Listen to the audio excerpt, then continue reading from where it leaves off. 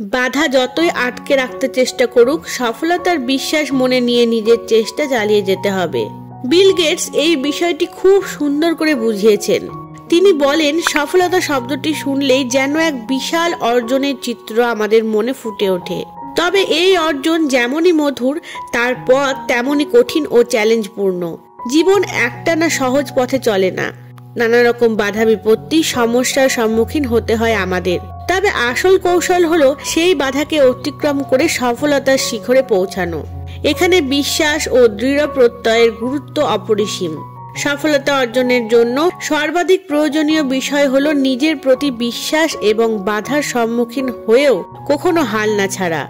সফলতা বলতে অনেক কিছু বোঝায়। কেউ সফলতা বলতে বোঝায় অর্থনৈতিক সাফল্য, কেউ বা ক্যারিয়ারে উন্নতি বা একাডেমিক ক্ষেত্রে সাফল্যকে বোঝায়। তবে সফলতা আসলে ব্যক্তি বিশেষের দৃষ্টিভঙ্গির ওপর নির্ভর করে। কোনো নির্দিষ্ট মানদণ্ডে সফলতা মাপা সম্ভব নয়। যে মানুষ নিজের লক্ষ্যে পৌঁছাতে পেরেছে এবং তা তাকে সন্তুষ্ট করেছে, সেই মানুষই সফল। বিল গেটস সফলতা এবং এর ধাপগুলি সম্বন্ধে এই উক্তিগুলি বলেছেন। সফলতার জন্য বাধা। জীবনের পথে চলতে গেলে বাধা আসবেই, এটা স্বাভাবিক, এটাই জীবন। বাধা আসলে লক্ষ্য থেকে বিচ্যুত না হওয়াই হলো মূল চ্যালেঞ্জ। অনেক সময় আমরা যখন কোনো কিছুর জন্য চেষ্টা করি, তখন এমন কিছু ঘটনা ঘটে যা আমাদের সেই লক্ষ্য থেকে দূরে সরিয়ে দিতে চায়। এই বাধাগুলো বিভিন্ন রকমের হতে পারে। পারিবারিক সমস্যা, অর্থনৈতিক অনটন, সামাজিক প্রতিবন্ধকতা কিংবা নিজের মনের দুর্বলতা। তবে সবচেয়ে বড় বাধা হলো নিজেকে বিশ্বাস না করা। নিজের প্রতি বিশ্বাস। নিজের প্রতি বিশ্বাস হলো সফলতার মূল চাবিকাঠি। অনেকেই আছেন যারা নিজেদের যোগ্যতা নিয়ে সন্দিহান। তারা মনে করেন যে তারা হয়তো কিছু করতে পারবেন না কিংবা তাদের সেই সামর্থ্য নেই। কিন্তু বাস্তবতা হলো আমাদের সবার মধ্যে সম্ভাবনা লুকিয়ে আছে, যা কাজে লাগানোর প্রয়োজন মাত্র। এই বিশ্বাসটাই মানুষকে এগিয়ে নিয়ে যায়। যদি আপনি বিশ্বাস করেন যে আপনি পারবেন, তবে আপনি নিশ্চিতভাবেই সেটা করতে পারবেন। মনোবল এবং মানসিক দৃঢ়তা। বাধা বিপত্তি মানসিক দৃঢ়তার পরীক্ষার মতো। যে মানুষ মানসিকভাবে শক্তিশালী, সে সহজে ভেঙে পড়ে না।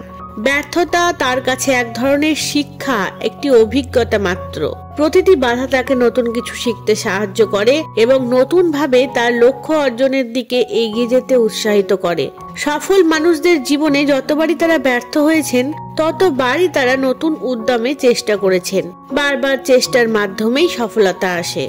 পরিশ্রম এবং অধ্যবসায়। সফলতার আরেকটি অপরিহার্য দিক হলো পরিশ্রম এবং অধ্যবসায়। কেউই একদিনে সফল হয়ে যায় না। প্রতিদিন ছোট ছোট চেষ্টার মাধ্যমে সফলতার দিকে এগিয়ে যেতে হয়। একটানা কঠোর পরিশ্রম এবং অটল অধ্যবসায় ছাড়া সফল হওয়া প্রায় অসম্ভব। বাস্তব জীবনের বড় বড় সফল মানুষদের দিকে তাকালে দেখা যায় তারা কখনো হাল ছাড়েননি। প্রতিদিন নতুন করে চেষ্টা করেছেন এবং ধীরে ধীরে সফল হয়েছেন। ইতিবাচক দৃষ্টিভঙ্গি। ইতিবাচক দৃষ্টিভঙ্গি বা পজিটিভ অ্যাটিটিউড সফলতার পথে অন্যতম গুরুত্বপূর্ণ সহায়ক। জীবনের প্রতিটি মুহূর্তে যদি আমরা ইতিবাচকভাবে চিন্তা করি এবং নেতিবাচক চিন্তাগুলোকে বাদ দিই, তবে বাধা যত বড়ই হোক না কেন, আমরা সহজেই তা অতিক্রম করতে পারবো। কোনো বাধা আসলে তা মোকাবেলা করার জন্য আমাদের মানসিকভাবে প্রস্তুত থাকা উচিত।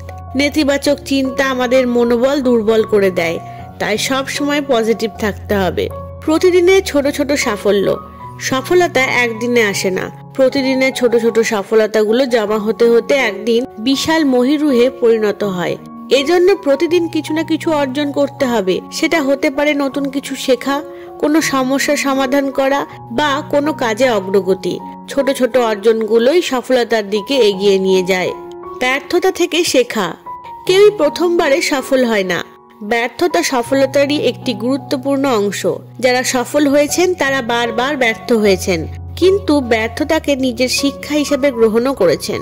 ব্যর্থতা থেকে শিখে নতুন উদ্যমে আবার চেষ্টা করা হলো সফলতার আসল কৌশল। ব্যর্থতাকে ভয় না পেয়ে বরং একে নিজের উন্নতির সুযোগ হিসাবে গ্রহণ করতে হবে।